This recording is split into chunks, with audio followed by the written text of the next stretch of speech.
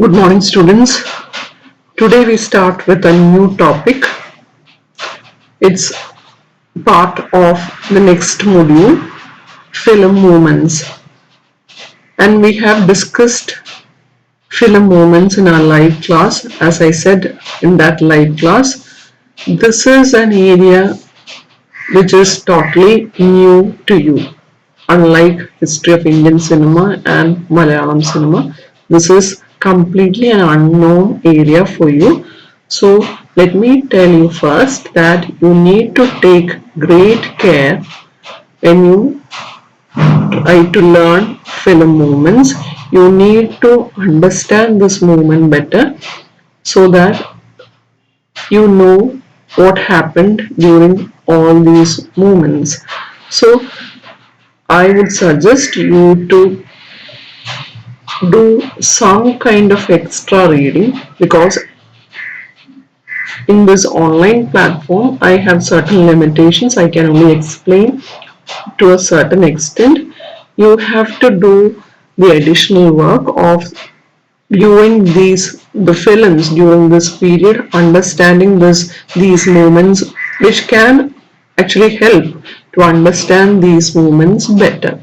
So I can only actually do a 40 percentage of the work.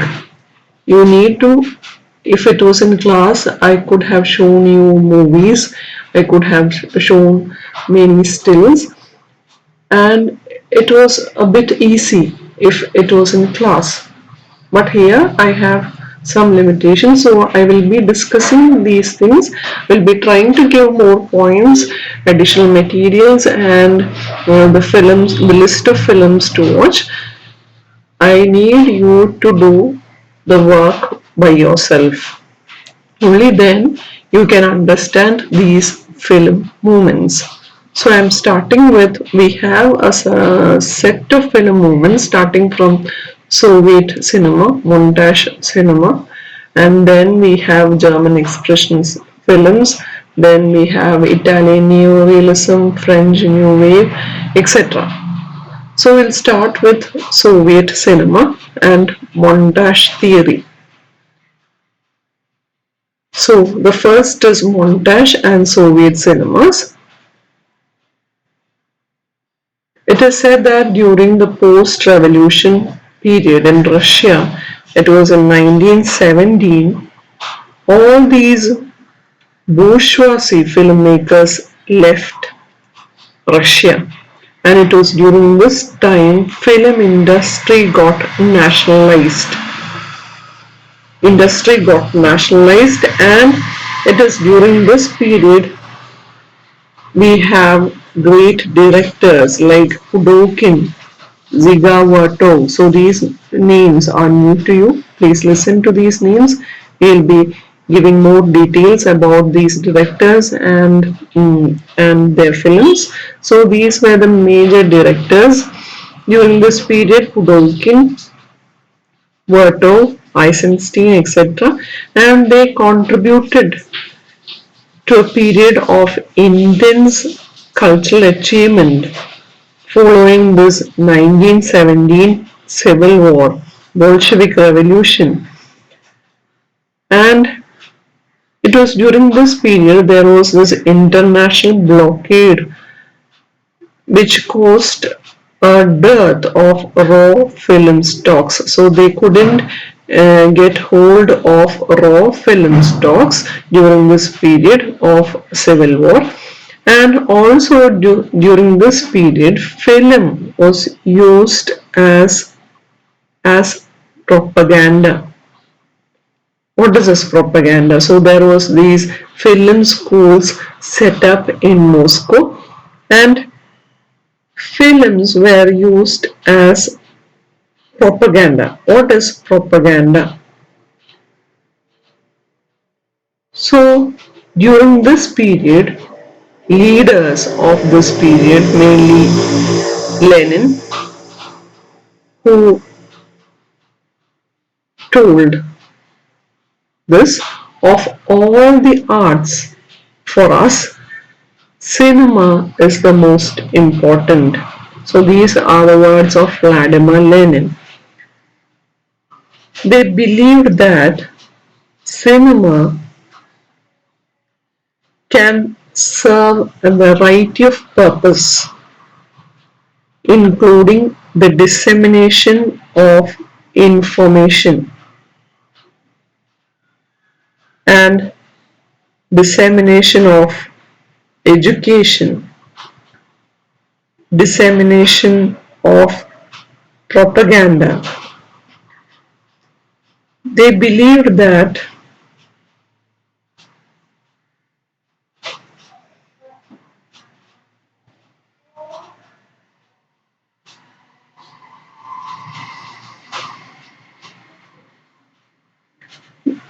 they believed that cinema has a certain kind of potential to influence the political and social attitudes of the people. That is why he's stated like this: of all the arts for us, cinema is the most important. So film was used as a propaganda to influence people. They believed that this film influenced all those illiterate peasants. It could reach a widespread audience who would not have responded well to written propagandas like pamphlets or posters. Film can act as a better propaganda than all these other written propagandas, because film actually offered some kind of unprecedented realism in front of these audiences, and they believe that it can move beyond the traditional effect of pamphlets, posters, and even photography. So film acted as a political tool. And it was during this period montage theory emerged. So, as I said earlier, there were this decrease in the import of all those film stocks. So they had to experiment with already available prints. So that is what is known as montage theory, and they used this. They experimented just like Pavlov's stimulus response theory. They tried to believe that what is this Pavlov's stimulus response theory? So it is, as you know, it is an experiment conducted by Pavlov. It is one of the most famous psychological experiments where he showed that by pairing a conditioned stimulus, a bell, with an unconditioned one, that is food, a dog began to produce saliva when the bell was rung without presenting the food. So this is one of the famous classical conditioning theory, or known as stimulus response theory. So here too it was applied. It was applied to form a revolutionary society and to evoke revolutionary thoughts. So montage theory was based somewhat on this stimulus response theory. So here the aim was to produce a revolutionary society and to evoke in them all those revolutionary thoughts. So we have Lev Kuleshov. He is known as the father of montage theory. What he did was he re-edited. So as I said earlier, there was this dearth of film stock, so they had only available prints, already used prints of film stocks. So what they did was they re-edited existing film stocks. So he was the person behind it, Lev Kuleshov. He re-edited the existing film stocks to develop ideas of film grammar. And what he believed was we should say that what he did was this closure effect was something like a groundbreaking at that time, because it showed filmmakers how they could manipulate audiences' emotions with editing.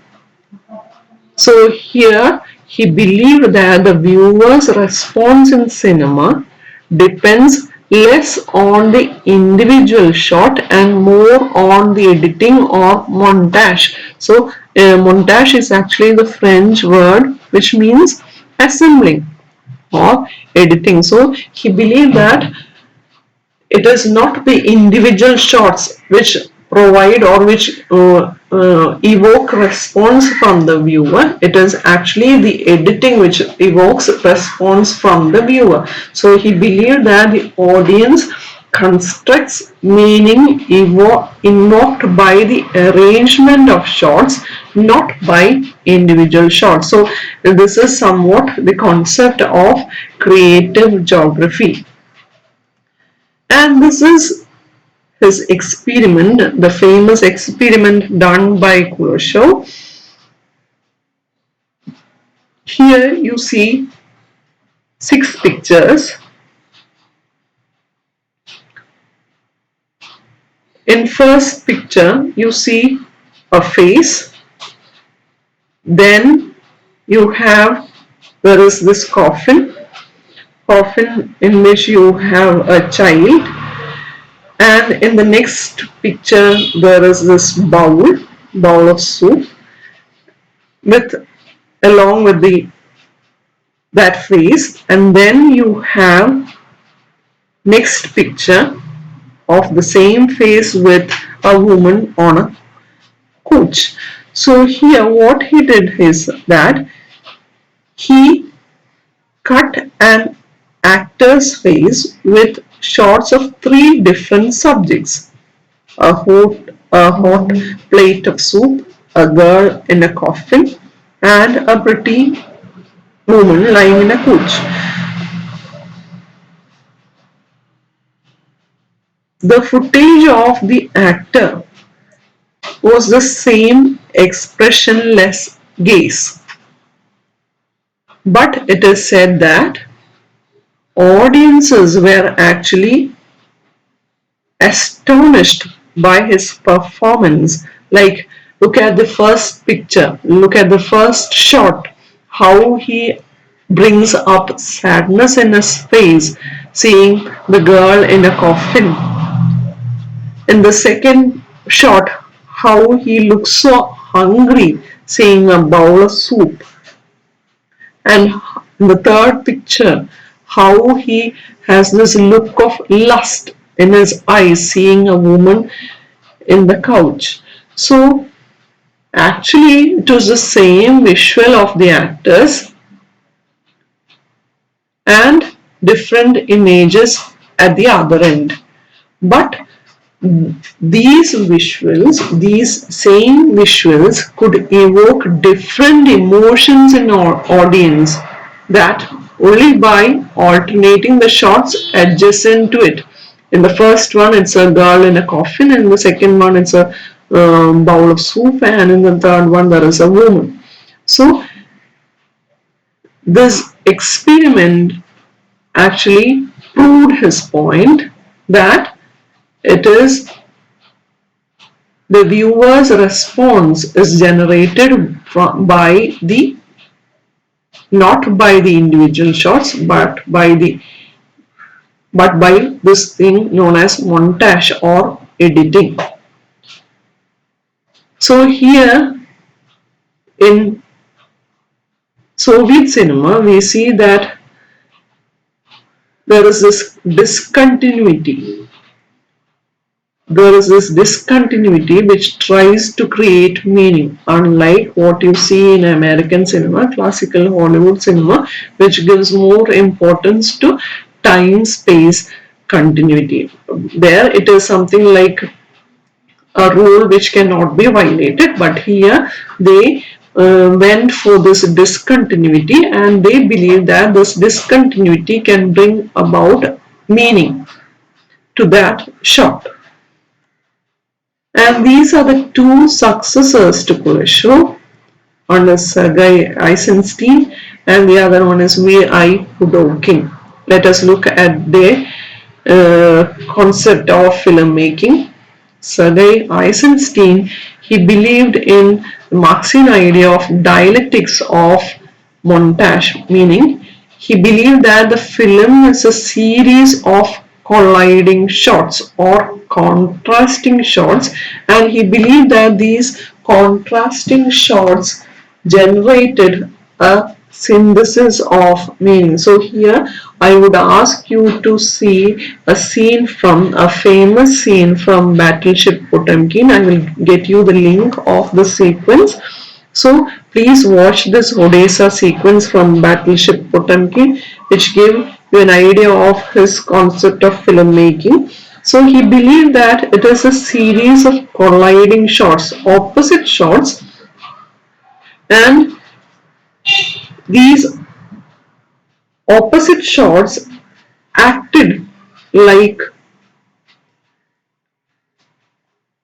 it was some kind of a collision or conflict that can generate a shock in the mind of the spectator, which actually results in the synthesis of new meanings. You will understand this when you see this Odessa sequence. So he believed that this collision and contrast, that this conflict can generate new meaning. And he says here one shot negates, as I said earlier, contrast. One shot negates another, creating synthesis.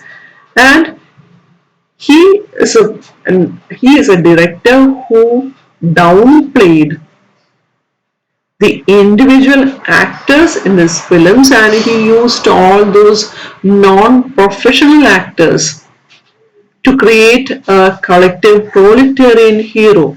There were not a single actor, there were massive numbers of actors, and as you see in Battleship Potemkin. And his other movies are Strike, October. So all these films used this idea of montage, this theory of montage, and October there were a lot of criticism like it used too much of montage, which actually spoiled the film. And the other part, we have the other director, V.I. Pudovkin. So he believed in relational montage. So the other one is dialectics of montage, in which you see opposites, colliding shots. Here it is relational montage, in which one shot gets add on to other.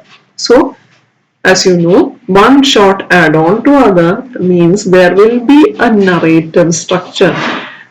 So here the portrayal of the characters will connect to the audience, and it will provide them with a point of identification. As I said earlier, narration is the key. So we have all those popular narratives where we see individuals with feelings and separate identity. Unlike you see in the works of Eisenstein, we have a collective proletarian hero which completely downplayed all those individualism. Here we have individuals with feelings and separate identity, and there is some kind of a narrative structure which is generated out of relational montage. So though both these people experimented with montage, they had different approach to montage theory. First one, there is this colliding shots bringing out new meaning. In the second one shot is added to another and that generated meaning. So in the second one, there is something like a continuity in the narrative structure. So for example, films like Mother, Storm Over Russia, etc. So there is this scenes from Odessa sequence, and there is this Mother by Pudovkin. And there is this another stream also. His name is Dziga Vertov. So he believed in what is known as Kino Pravda. Kino Pravda is actually which means film truth. So he is also one of the person who embraced many of Lenin's ideas, and he also believed in the ability of film to raise the consciousness of the masses and to act as a force for social and artistic change. So his film Kino Pravda, for example, which was made between 1922 and 25, is actually a series of 23 newsreel episodes which actually focused on everyday people and their activities. So it tries to seek a deeper truth. He brought out this series which had some kind of a documentary quality, and he believed that a film, the ideal medium, is a documentary form. Ideal medium for the film is a documentary form, and he used this medium mainly as an education. As I said earlier, he was also the follower of the ideas of Lenin, who believed that film should act as a propaganda. So he understood the potential as a education and a propagandist tool. Potential of the film as an education and propagandist tool. So he completely opposed what is known as fictional film. He believed that it is something like an opium for the audience. It didn't raise this consciousness of the masses, and or it will not bring about a kind of a social change in the society. So he believed that the film should take the form of a documentary. So he is best known for his work, The Man with the Movie Camera. So Man with the Movie Camera is one of the most revolutionary films of that period, which also addresses the contemporary Soviet reality. And here there you have all those urban scape of, you see all those trams, buses, trains, planes, automobiles, ambulances, bicycles, etc. And we see that city is populated by people with of all types, like you see miners, textile workers, steel workers, dancers, athletes, entertainers, and we see the unfolding of a daily life, like in a something like a matter of fact manner. You see people dressing up, undressing, washing, brushing one teeth, applying makeup, etc. And amid this daily rush of events, we see children, seniors, lovers, family at the beach, and all those sick people, injured people, etc. So here we see in Movie with the Camera, what you see, as the title indicates, there is this man who is moving with the camera, and the man we follow is capturing these scenes from the city. And what we realize from the start is that as we watch an audience come into a theater, and this film is being threaded for projection in the booth. So this is actually a film about film, or more specifically we should say that it is a film about this film being made. So he is a person who experimented. Vertov is a person who experimented with all of the modern film techniques and camera shots known at the moment. Like he experimented, like used all these things like split screen, freeze frame, Dutch angle. Dutch angle is actually camera tilts, etc. And also slow, fast, reverse motion, jump cut. So all these film techniques are experimented in this particular movie. So this is Dziga, Vertov. So these are the major directors to be known during this period. So in terms of themes, till mid of 1920s, it is known as historical revolutionary epics. So we have directors like Eisenstein, Pudovkin, Jovenko, etc. And we have films like Battleship Potemkin, Mother, which comes under this genre. And style, as explained earlier, varied around montage, ranging from there are all these films come under this theory montage, but they had varied approach. Like there are some movies with radical montages to what you see lyrical montage. And by 1928, Stalinist Russia saw dominance of style of revolutionary socialist realism, and which is completely doing away with these experiments with formalism. And what did these set of movies contribute to the world cinema? So this is the art of montage, which completely disrupted, as I said earlier, completely disrupted what is known as time-space continuum. Complete disruption of time-space continuum, which found usage also in French New Wave and in the works of great master Alfred Hitchcock. And along with that, it brought about many film theories on the process of film reception, how film is received by the audience. However, there were a lot of criticism, like here, as I said earlier, the meaning was generated from the response of the viewer. So there is this critic who criticized this art of montage as authoritarian, where this viewer is manipulated. So there was this criticism too. So here we end with